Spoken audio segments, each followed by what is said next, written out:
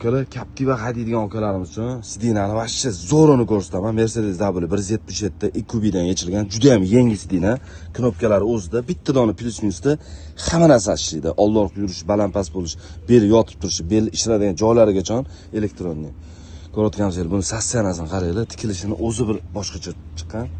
Bu sidinamiz mana qaranglar, orqalarini ham ko'rsataman. Captivaga adinkadan tushadi.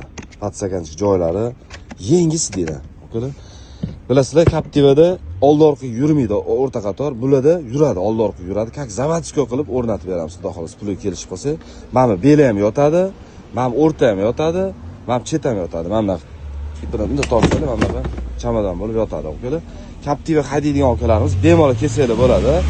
Saloninglarni yangicha qilish, xudo xolasa, o'zingizlarning qo'lingizda kelsanglar, o'zingizlarning sidinalarga, zaminga juda ham arzon qilib beramiz. Pastda nomer qoldiramiz, aloqaga chiqib telefon qilib kelaversanglar ham bo'ladi. Bu sidinamiz zo'r tushadi, Captivaga juda ham zo'r tushadi.